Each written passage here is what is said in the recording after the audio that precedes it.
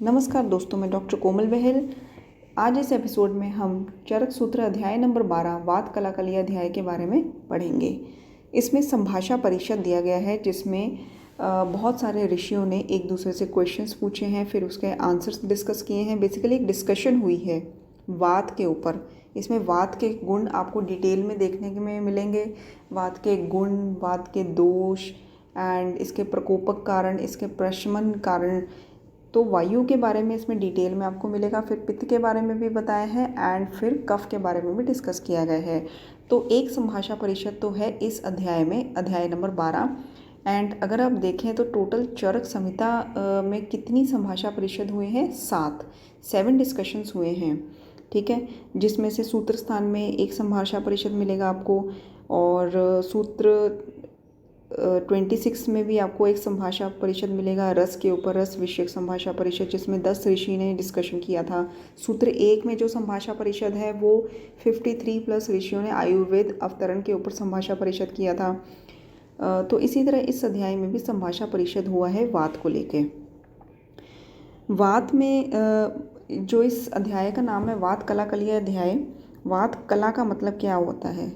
जैसे कि आचार्य चक्रपाणी ने कहा है, वात कला का मतलब होता है वायु के संबंधी जो गुण दोष हैं, ठीक है। तो पहला प्रश्न ये आता है, पहला प्रश्न किसने पूछा? कुश नामक वैद्य ने। वो पूछते हैं वायु के गुण कितने होते हैं? तो वायु के गुण होते हैं 6, लेकिन सूत्र 1 में वायु के गुण कितने बताए गए हैं? 7, ठीक है। एंड सदागति किसको कहते हैं?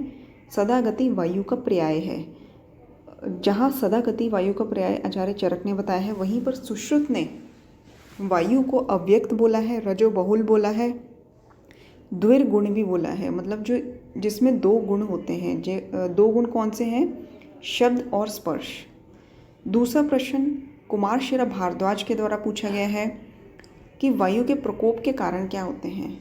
तो इसका उत्तर ये हुआ कि जो वायु के गुण हैं, अगर उनका निरंतर अभ्यास करेंगे तो वायु का प्रकोप हो जाएगा। और वहीं पर जो तीसरा प्रश्न है वो है वायु के शमन के कारण क्या हैं। ये पूछा है प्रश्न कांकायन वाल्मीकि भिषक ने। आपको पता होना चाहिए कि कौन सा प्रश्न किस आचार्य ने, किस ऋषि ने पूछा है। वायु के प्रकोप के रिलेटेड जो क्वेश्चन है वो है कुमारशिर भारद्वाज ने पूछा है। कांकायन वाल्मीकि ने वायु के शमन के कारण का प्रश्न पूछा है। तो इसका उत्तर ये है कि जो प्रकोप के कारण है उसके विपरीत कारणों को अगर अभ्यास किया जाए तो वायु का प्रशमन हो जाता है। जो चौथा प्रश्न है वो धाम आर्गव वडिश ने पूछा है कि वायु का प्रकोप और प्रशमन में प्रक्रिया क्या होती है, प्रोसीजर क्या होता है। तो इसका उत्तर ये था कि जो वायु के प्रकोपक द्रव्य होते हैं वो शरीर को रूक्ष, खर, विषद बना देते हैं, जिससे वात जो है वो शरीर में अपना आश्रय बना लेती है और फिर शरीर में विभिन्न वात रिलेटेड व्याधियाँ उत्पन्न करती है। और दूसरी ओर अगर हम वात शामक द्रव्य का प्रयोग करते हैं तो वो शरीर को स्निग्ध उष्ण बना देते हैं, स्निग्ध उष्ण गुणयुक्त कर देते हैं, जिससे वात रुक जाती है और शांत हो जाती है। तो ये जो द्रव्य जो हम कंज्यूम करते हैं ये अपने गुणों के मदद से, गुणों से ही शरीर पर वायु का प्रकोप या वायु का प्रशमन करते हैं। नेक्स्ट क्वेश्चन जो वायुर्वेद राज ऋषि ने पूछा था वो था कि वायु के भेद कितने होते हैं। तो इसका आंसर था कि वात के 5 भेद होते हैं: प्राण, अपान, उदान, व्यान, समान। वायु जो है वो मन की चेष्टा को कंट्रोल करती है। सर्व इंद्रिया नाम उद्योजक, सर्व इंद्रिया अर्था नाम अभिभोड़ा। मतलब कि सभी इंद्रियों को प्रेरित करता है वायु और उनके अर्थों का वहन करता है। यहाँ पे इसके कुछ फंक्शंस बताए गए हैं। जैसा मैंने आपको बोला कि वात के रिलेटेड जो डिटेल है वो आपको वात कलाकली अध्याय चरक सूत्र 12 में मिलेगा। इसके फंक्शंस में सर्व इंद्रिय नाम उद्योजक, सर्व इंद्रिय अर्थानाम अभिभोड़ा, हर्ष, उत्साह, इसकी योनि भी वायु है, ठीक है। दोष का संशोषण, अग्नि संधुक्षण, गर्भ आकृति का कर्ता, ये सब वायु के फंक्शंस हैं। प्राण वायु के 7 कर्म बताए हैं। उदान वायु को प्रवर्तको वाच, मतलब कि जो वॉइस है उसमें इसका फंक्शन, मेन रोल बताया है। समान वायु को समीर्णो आग्नेय, व्यान वायु के 5 कर्म है और अपान वायु के 2 कर्म है: मलों को बाहर निकालना और गर्भ का धारण करना, ठीक है। एंड नेक्स्ट इज जो मधुकोश टीका है देखिए मधुकोश टीका किसने लिखी है, विजय रक्षित ने और श्री कंठदत्त ने। उसमें अश्वरी तक अध्याय जो हैं वो विजय रक्षित जी ने लिखी है और उसके बाद श्री कंठदत्त ने उसको लिखा है। तो ये 2 आचार्यों ने मधुकोश टीका लिखी है। ये कुछ एक्स्ट्रा पॉइंट्स है जो आपको पता होने चाहिए, जो कि कई बार as a MCQ question papers में आ चुके हैं। तो इन्होंने जो वायु के फंक्शन हैं वो कैसे बताए हैं। उन्होंने बताया कि हृदय प्राणवायु हृदय में रहती है, गुदा अपान समानो नाभि मंडले, उदान कंठ देशे स्याद, व्यान सर्व शरीर। ठीक है, व्यान सर्व शरीर में रहती है, समान वायु नाभि मंडल में रहती है, उदान वायु कंठ देश में, गुदा में अपान वायु एंड हृदय में प्राण वायु। ठीक है, एंड नेक्स्ट इज कि एक पॉइंट है बहुत इंपॉर्टेंट, वो ये है कि जो विकृत वायु होती है वो बल वर्ण सुख आयुष्यम उपघात, मतलब बल वर्ण और सुख आयुष्यम इनको मतलब डिस्ट्रॉय करती है, इनका उपघात करती है। जबकि बल वर्ण सुख आयुष्यम इनकी वृद्धि के 3 कारण हैं। वो कौन से हैं, मात्रापूर्वक आहार, शुद्ध रक्त और आहार का फल। ये ऐसा क्वेश्चन आया हुआ है कि बल वर्ण सुख आयुष्यम क्या है, आहार का फल है या शुद्ध रक्त है तो मात्रापूर्वक आहार है, तो ये तीनों हैं। और इसके विपरीत इसका उपघात कौन करता है, विकृत वायु। ये तो हुई वायु जो हमारे शरीर के अंदर है। इसके बाद है लोक वायु, मतलब वातावरणीय या फिर जो इन्वायरमेंटल वायु होती है। उसके क्या फंक्शन रहते हैं, धरणी धारण जो पृथ्वी को धारण करती है, ज्वलन उज्ज्वलनम अग्नि ज्वाला, ठीक है, अग्नि को जो ज्वलन करती है, प्रवर्तनम स्रोतसा जो नदी नालों को बहाती है। तो इस तरह से ये लोक वायु के फंक्शंस हैं। और लोक वायु अगर विकृत हो जाती है तो क्या होता है, शिखरी शिखरा उन्मंथनम, समुद्र को उत्पीड़ित करना, नदी तालाब इनमें बाढ़ लेकर आना, इनको उल्टा बहाना, ये सब विकृत लोक वायु के फंक्शंस होते हैं। अच्छा, वायु के पर्याय क्या हैं, कई बार क्वेश्चन आ चुका है। इसके पर्याय हैं भगवान, अदिति, विश्वरूप, प्रजापति, विश्वकर्मा, मृत्यु, यम, नियंतु, विष्णु, विभु। ठीक है, तो ये वायु के पर्याय हैं।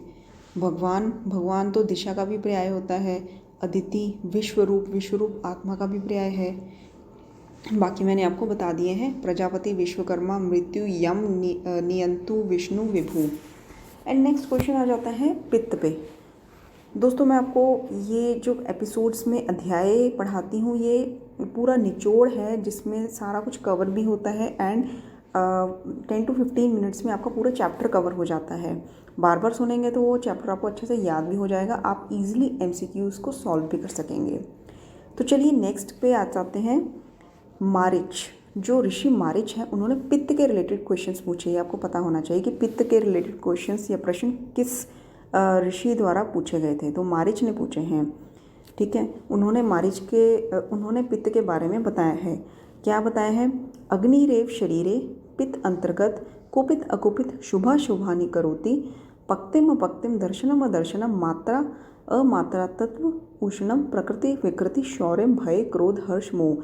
ये सारे पित्त के फंक्शंस होते हैं। जो शरीर में अग्नि होती है वो पित्त के अंतर्गत जाकर कुपित अकुपित, खाने को पचाना ना पचाना, दर्शन अदर्शन, ये सब मतलब कि 7 पेयर्स ऑफ ये फंक्शंस बताए गए हैं जो ये कार्य करती है। अच्छा एक बात बताइए, जैसे कि जो मोह होता है उसमें कौन कौन से दोष डोमिनेंट होते हैं। उसमें वात पित्त कफ तीनों दोष होते हैं। शौर्य में पित्त और कफ, उत्साह में वात और कफ, जबकि हर्ष में वात और पित्त। ठीक है, शांते अग्नि म्रियते, मतलब जब अग्नि शांत हो जाती है तो मृत्यु होती है। और युक्ते चिरम जीवत्य नाम में, मतलब कि जो जीवन का मूल है उसको अग्नि कहा गया है, ऐसा आचार्य चरक ने 15 अध्याय में बोला गया है, 15 चैप्टर में। ठीक है, तो नेक्स्ट चलते हैं कि पाचक अग्नि का जो प्रमाण होता है। अच्छा, जो रस प्रदीप है लेखक है रस प्रदीप, उन्होंने अग्नि को भगवान माना है, जिसमें उन्होंने बोला है जाटरो भगवान ईश्वरो, ऐसा रस प्रदीप कहते हैं। पाचक अग्नि का प्रमाण कितना होता है, जो स्थूल काय है उसमें यव मात्र होती है, हरिस्व काय में तिल मात्र होती है एंड कृमि कीट में बाल के मात्र होती है। जबकि आचार्य भेल ने स्थूल काय में यव मात्र बताया है। जहाँ पे अगर हम कंपैरिजन करें तो स्थूल काय यव मात्र ही उन्होंने बताया है आचार्य चरक ने। ह्रस्व काय में जहाँ पे आचार्य चरक ने तिल मात्र बताया है वहाँ पे भेल ने त्रुटि मात्र बताया है। कृमि कीट में बाल मात्र बताया है, जबकि भेल ने कृमि कीट में वायु मात्र बताया है। तो ये थे पाचक अग्नि का प्रमाण। एंड इसके बाद जो आचार्य षडांगर भी मैं आपको बता दूं, ये सब विमर्श में आपको मिलेगा कि पाचक पित्त जो है उन्होंने बताया कि उसका स्थान जो है अग्नाशय में होता है और उसका प्रमाण तिल प्रमाण होता है। और गंगाधर आचार्य ने सभी पित्त को द्रव प्रमाण बताया है, जबकि द्रव रूप में बताया है, जबकि पाचक पित्त को ठोस रूप में बताया है। इसके बाद काप्य महर्षि ने कफ का वर्णन किया। कफ, क से कफ, क से काप्य। तो जो कुपित कफ होता है वो दृढ़ होता है और हमारे शरीर में दृढ़ता लाता है। एंड अकुपित कफ जो होता है वो शिथिलता लाता है। शुभ अशुभ, जो शुभ कफ होता है वो जैसे कि उत्साह, एंड अशुभ कफ जो प्रकोपित होता है आलस्य लाता है। तो इस तरह से टोटल 6 पेयर्स, जैसे कि पित्त में टोटल 7 पेयर्स ऑफ फंक्शन हमने बताए थे। ठीक है, पेयर्स मतलब कि जैसे पक्तिम अपक्तिम, दर्शनम अदर्शनम। इसी तरह से शुभा शुभानी, उत्साह आलस्य, 6 पेयर्स हो गए कफ के। ये फंक्शंस हैं कि जो हमारे शरीर में प्रकोपित अप्रकोपित कफ कार्य करता है। विकृत अविकृत देहम घनंती ते वर्तयंती च। ठीक है, ये पूरा श्लोक है। शुभा शुभानी, उत्साह आलस्य, विकृत अविकृत देहम घनंती ते वर्तयंती च। तो क्वेश्चन ऐसे आता है कि ये किसके लिए कहा गया है, तो उत्तर ये होगा कि ये दोषों के लिए कहा गया है। यहाँ पे कफ दोष के लिए कहा गया है। ठीक है, तो दोस्तों ये था अध्याय नंबर 12, वात कलाकलीय अध्याय, जो बहुत ही संक्षेप में मैंने आपको बताया है। अगर आप अच्छे से चरक में इस अध्याय को पढ़ेंगे तो उसका निचोड़ जो मैंने आपको अपने इस एपिसोड में बताया है, वही निचोड़ अगर आप नोट्स बनाएंगे तो वही निचोड़ आपको मिलेगा। तो दोस्तों ये एक बहुत ही इजी एंड बहुत ही आसान तरीका है पूरे अध्याय को एक बहुत ही कम टाइम में पढ़ना, जिसमें आपका सब कुछ कवर हो जाता है एंड आपको डिटेल में बहुत ही कम टाइम में चैप्टर याद करने को मिल जाता है। तो दोस्तों ऐसे ही अध्याय बैक टू बैक हम आपके लिए लेकर आते रहेंगे। आप अपनी तैयारी जो है एमडी के लिए, गवर्नमेंट एग्ज़ाम्स के लिए जारी रखिए। एंड इसके साथ ही अगर आपको चरक के वॉल्यूम फर्स्ट पर पीडीएफ चाहिए, क्वेश्चन पीडीएफ, एमसीक्यू पीडीएफ, ताकि आपकी एमसीक्यू की तैयारी भी साथ के साथ ही होती रहे, तो आप हमें संपर्क करिए। हम 200 रुपये में वो पीडीएफ आपको दे देंगे। Thank you so much.